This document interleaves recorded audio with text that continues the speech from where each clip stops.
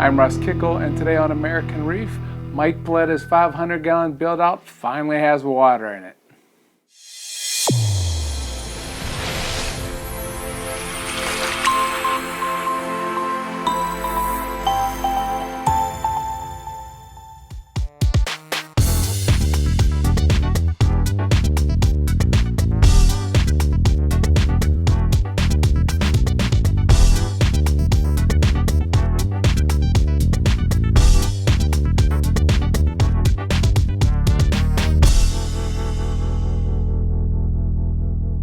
So where I met up with Mike, it was about a week before he was actually going to take and migrate the stuff from the existing tank to the new tank.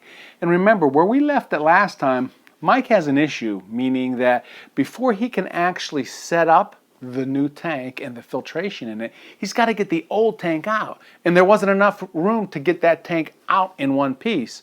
So this whole migration is going to be kind of challenging. And, you know, to that point, usually Mike has kind of creative solutions to challenging problems, and this is no different. So this video, he talks about that. The tank itself is actually full of water. It's about 3/4 of the way through, and he's actually, again, checking for leaks at least in this video. So, you know, in the video, basically he's going to talk about how he's going to get from where he's at today to actually a system that's been plumbed up with live organisms in it. Now in this video, you'll also hear him mention several products. One of the products he mentions is Reef Bright Lighting that he will use for accents in this new tank. Well, if you're not familiar with any of the Reef Bright lights, check out the Premium Aquatics YouTube channel. They just released a video going over a couple of the models, and again, if you're not familiar with the Reef Bright kind of line, it's a good intro of what those lights are, how they work, how you mount them, etc. And again, it's worth watching. On that same kind of note, as far as worth watching, Bulk Reef Supply just released all of the MACNA discussions or the presentations that were given at this year's MACNA. So if you weren't able to make it to this year's MACNA, go check them out. Again, there's knowledge for both new and experienced hobbyists, and again, there are well over a dozen kind of speeches or talks that they recorded, and again, very much worth the time investment.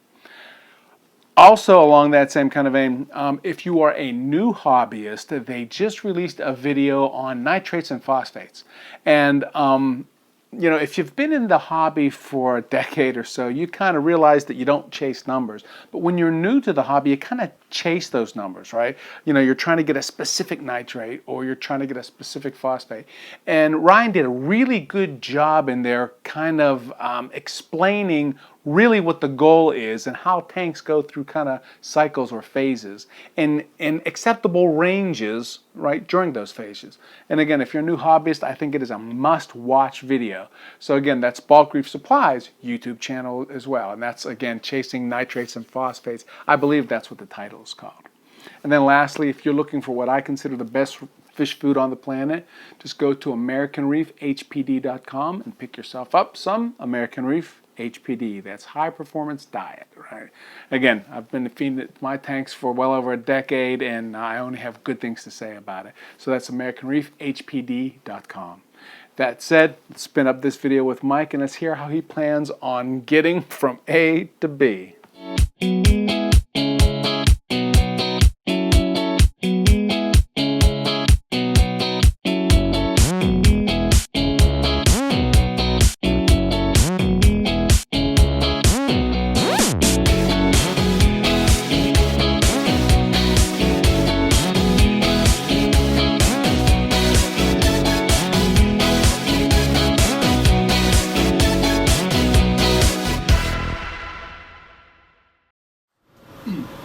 Hold it, how many weeks is it now?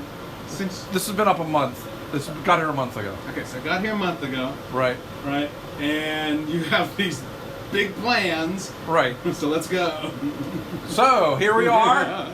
I've been talking about this tank since January, I believe, Russ. I don't know when Russ put the video up, but we talked about it in January. I started planning for it approximately a year ago.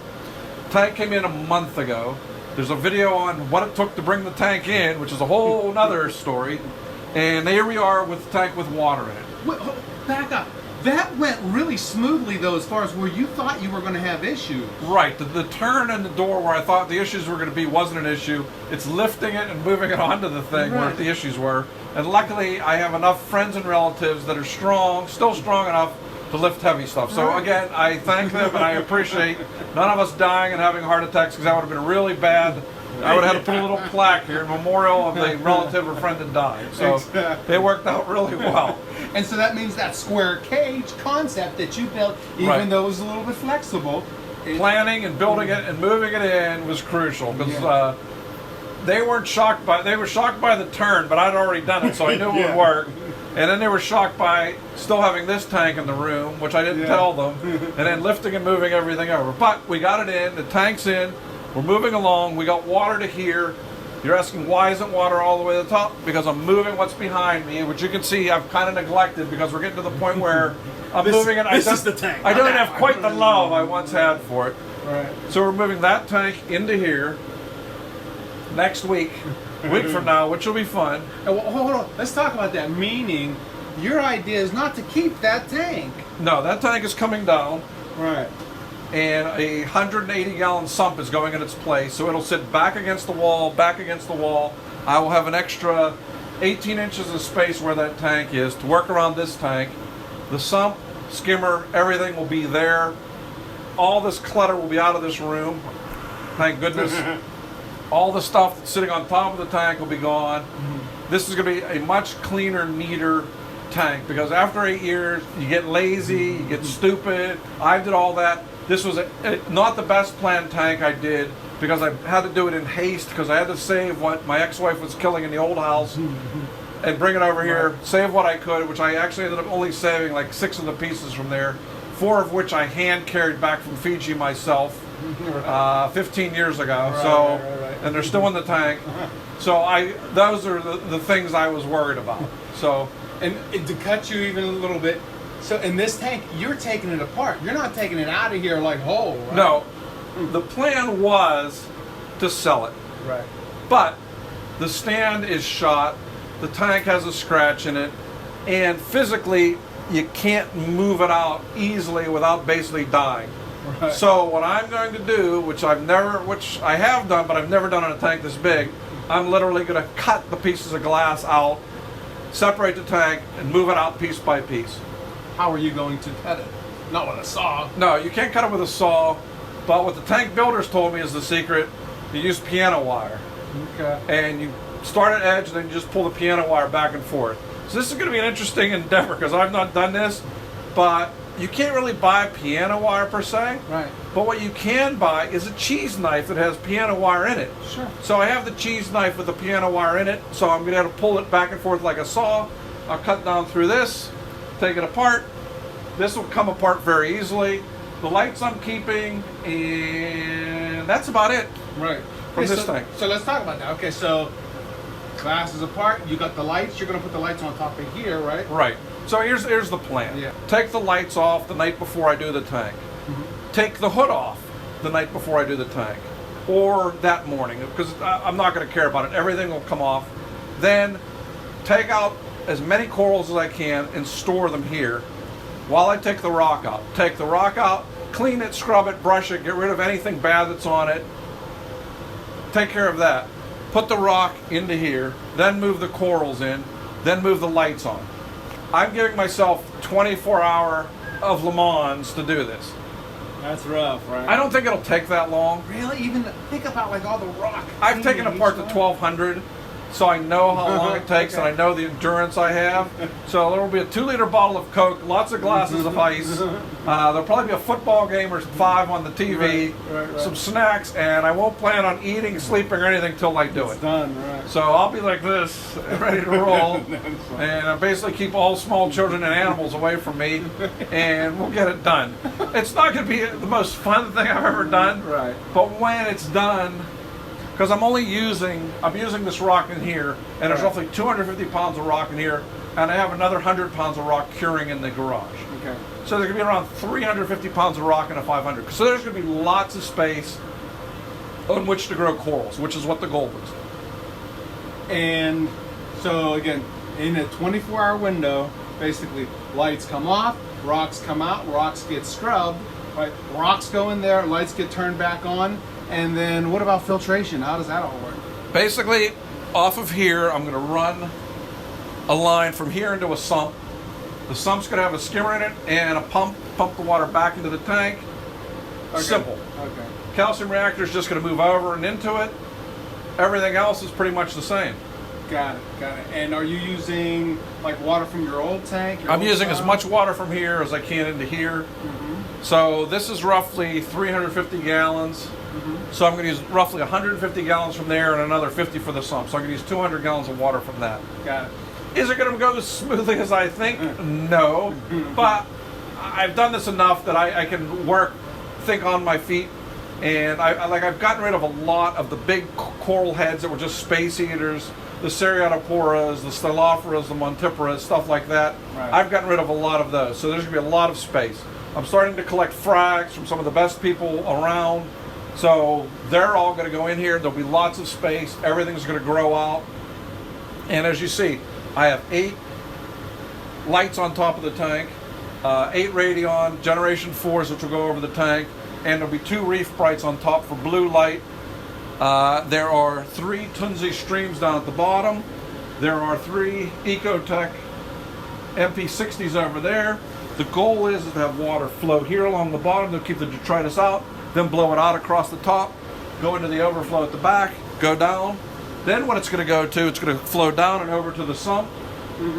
It's going to flow from there into the frag tank, shoot on the sides of the frag tank, come around and come back. So it's going to create a current like this, go down from there and go into the sump.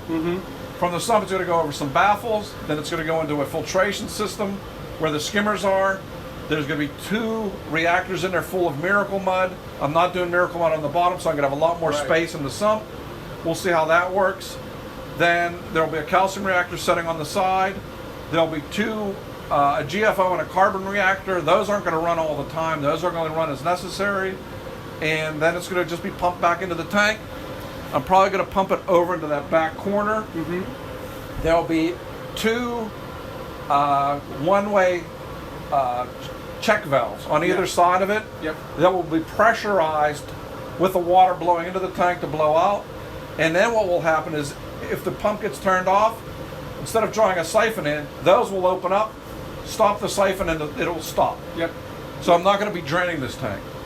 Also, all of the power heads will be on their own, each will have its own circuit. So if I want to turn off the power heads, all I have to do is flip 3 buttons. All the flow within the tank will stop.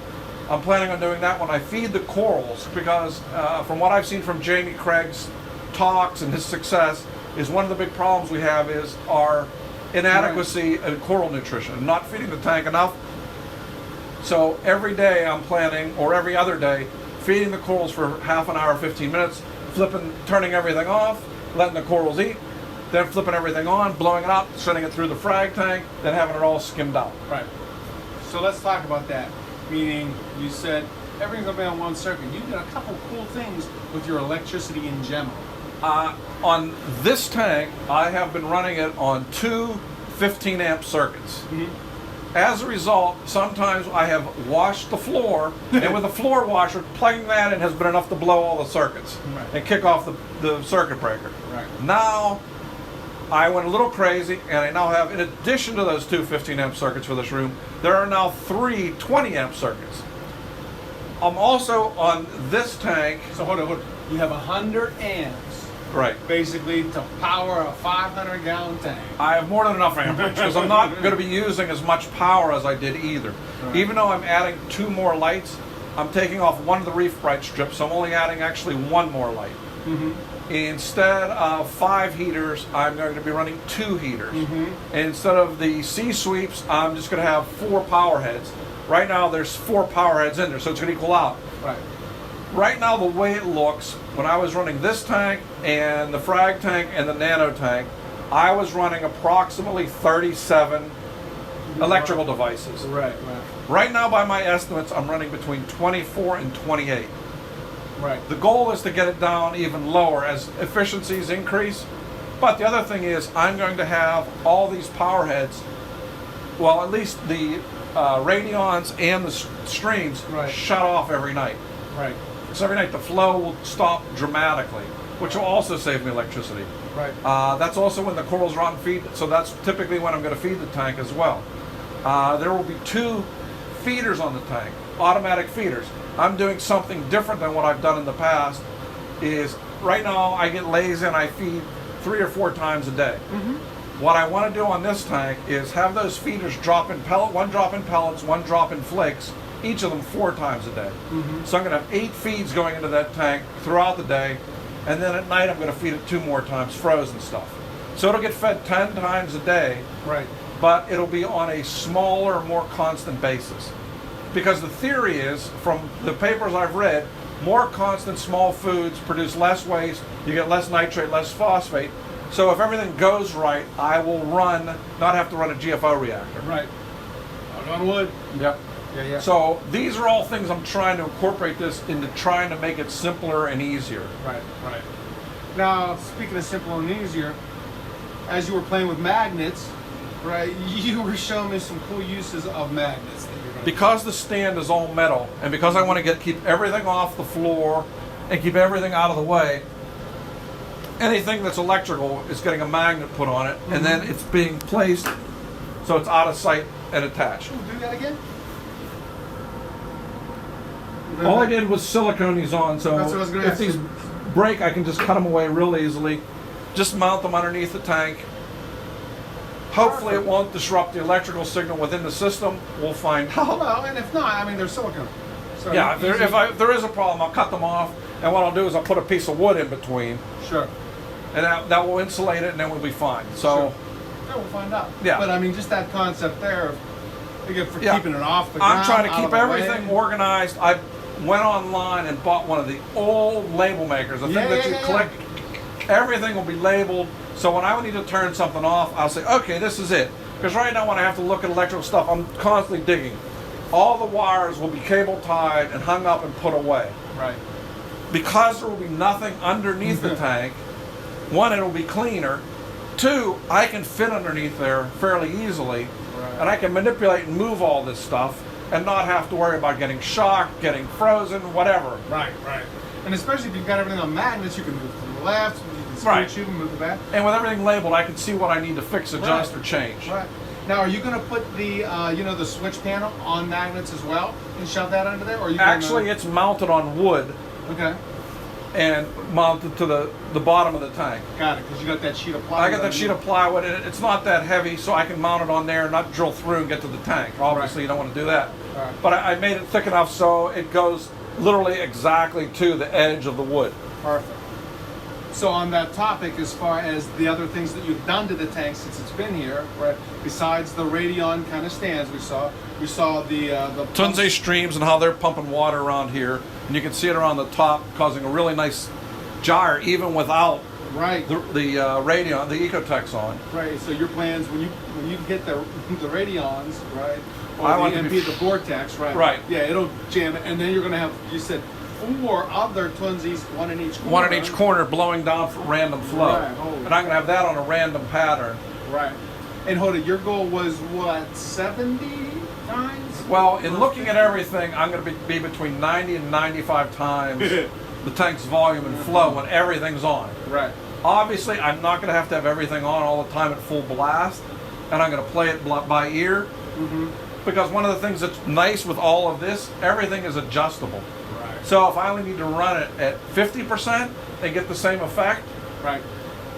that's fine. And then when I need to do a water change, I can Boom. crank everything up, blow everything off, take it out of the tank, put a mechanical filter back here, Sure. take sure. it out real easily. Sure. Well, speaking of back there, you did some cool stuff back there as well, right? Yeah, what I've done, one, they built a phenomenal overflow box. Right.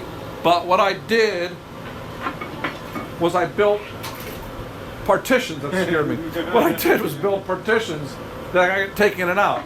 This is kind of a steal from Sanjay's tank, where in the back of his tank, he's breeding clownfish.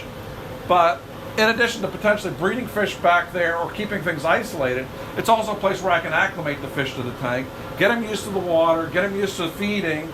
Then I can put them in the tank in their glass box. But One of the other things I'm going to do is in the other room, or possibly behind the nano tank, I'm going to have two 10-gallon quarantine tanks. Right. That are going to be separated on their own little circuits, run themselves, because I don't want to add anything that I'm going to stress out about. I'm not going to worry about ick. I don't want to worry about any pests coming on the corals. Everything gets going to get dipped coral-wise, and everything's going to be put in there for a month or two to make sure there's nothing nasty coming into the tank. Right. The key is to not put any pests into this tank. I realize there's pests in there now, but they're manageable pests. Right, right. But the goal is when I get new stuff, nothing else is going to go into this tank. So Sanjay's going to give you some of that, that you gave him. No, I know. Yeah, but I didn't give him the flatworms. He's had the flatworms. That came from somewhere else. Those aren't from me. Because I've not given him an acroporifrag in probably 3 years. So, no. The mon-eating nudibranchs, though, we found stuff that works for it. And there's actually a cure that we're working on for full tank for the flatworms and for the nudibranchs. So I'm hopefully going to be testing that out soon before I move everything over here. Yeah, good time to test, right? Yeah. On that note, did you ever think of other things that you can test with a tank that you're tearing down? In other words, to your point, that tank is going away. Right. Your heart's not really into it. Well, what are the things that you wanted to try, but maybe, you're afraid to? I'm not doing anything before I move it because I don't want to move one catastrophe into a new one. I just want to be free and clear when I'm done. Got it.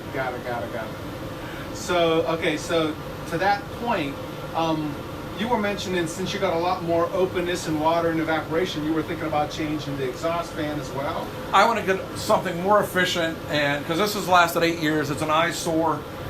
It does okay, it draws a fair amount of air out, but it's not. So something better to do that is one of the goals. There will also be a dehumidifier in this room on its own that will pump to the drain in the bathroom. It's going to sit under the stand that the nano tank's going to be on. So here's a question. Why wouldn't you take that water that's coming out of the air, which theoretically should be pure, right, and use that as makeup water? Because it collects on metal. And even though it dissolves a small amount of the metal, it's enough of a problem that you don't do that. Perfect. So for everybody who's thinking about that, bad idea, right? No, it's a bad idea. Yeah. Okay, and so we didn't show your bathroom back there, we won't, but you had some good ideas as well, meaning you have a shower back there. Yeah, it's a full bathroom over here, and it's been a disaster because there's buckets, there's pipes, there's everything.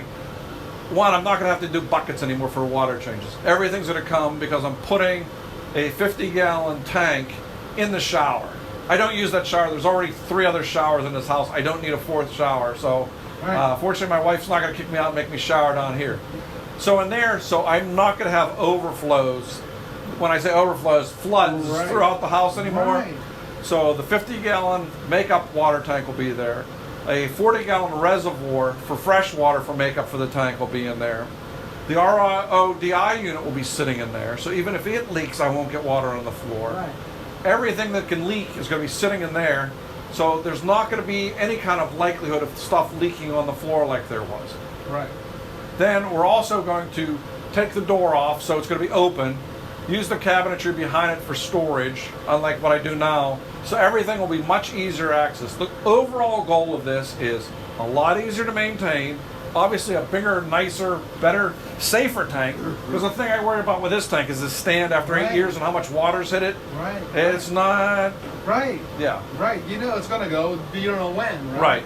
This tank, I can see everything from the top. There will be screening above it. I already have everything to make it. I just need to sit down one day and make all the screens. That will be done. Then everything will be out of the way, so I won't be coming home to water floods and everything else. I'm using what I consider some of the best equipment out there, which will take away a lot of stress. I have lots of corals coming in and lots of corals here to put in. There'll be lots of space. The biggest problem is finding good means for gluing stuff down. So what I'm going to follow is the Worldwide Coral Epoxy Sandwich, where you take a piece of epoxy, glue it onto the rock, then take your frag and glue it to the epoxy. Good idea. Yeah, I mean, that's the sandwich that they use, so that's what I'm planning on using. That's what Sanjay's been using, so that's one of the things I am going to test out. Hopefully that will work a lot better than what I've been doing. Yeah, because you're going to have a lot of plugs, right? Yeah, I'm going to have a lot of plugs. So I have a lot of epoxy and I have a lot of super glue. So as far as you've played around so far setting things up, right? You're a month into it. Is there anything that you were like, I wish I would have? Now, the only thing I wish I would have was had more space between here and the tank, because this is going to be a pain to get behind, because all it has is enough space for me to fit. Fortunately, I haven't gained a lot of weight over the years, so I can still fit in these little spaces, but I'm not quite as flexible as I used to be. So it's going to be a pain to get underneath it to take everything apart. Sure. But, because the plan is initially pump the water from there up to here from the sump, leave this water a little bit high, move the corals out, take some water off here, move the corals out, take out the rock. Obviously, there'll be towels all over the floor because everything's going to get wet. And we know you got a lot of towels. Yeah, we got lots of towels because we've had lots of floods. And basically I'm planning, like I said, 24 hours. I'm hoping it'll only take me like 12 to 16. But I'm allotting 24 hours to do it. Yeah. I'm doing the weekend. The Steelers have a Monday night game, so I'm starting on Saturday morning. If I have to go through Sunday and then sleep Sunday afternoon, I'm not going to miss anything. Right. So I have my priorities all screwed up, as you can tell. So, in general, that's next week, right? Right. That's your goal. So, theoretically then, by the end of next week, you'll have a working 500-gallon tank. Well, working in terms of things will be in the tank, sump will be here, protein scrum will be working, calcium reactor will be on it. Right. The next step will be taking all this down.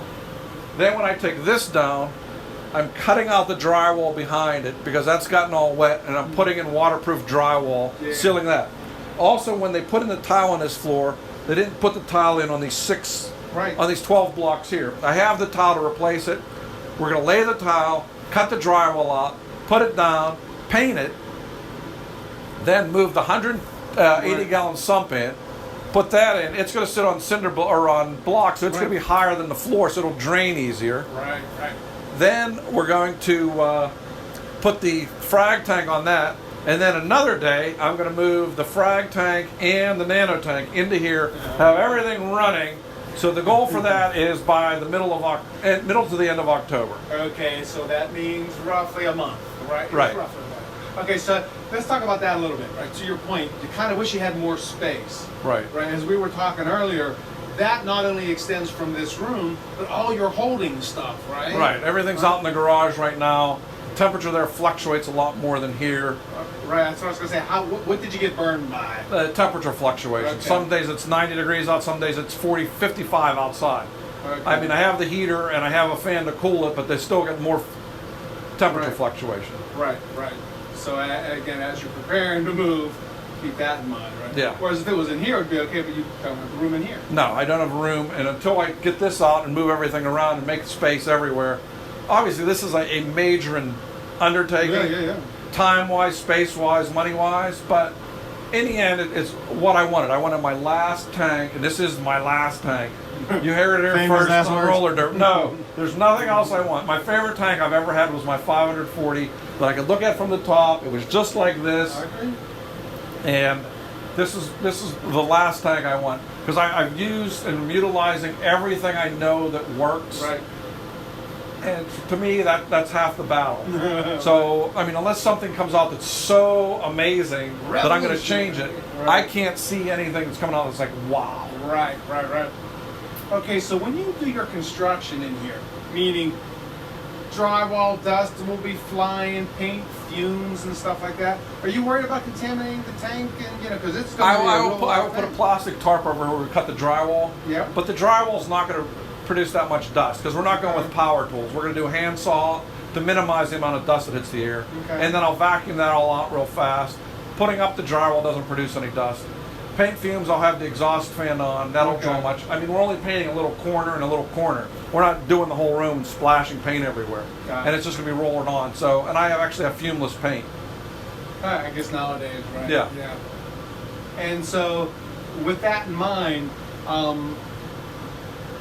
construction stuff will take about a week, something like that. It'll take a full day. Okay. It'll take a full day to take this down at least. Right.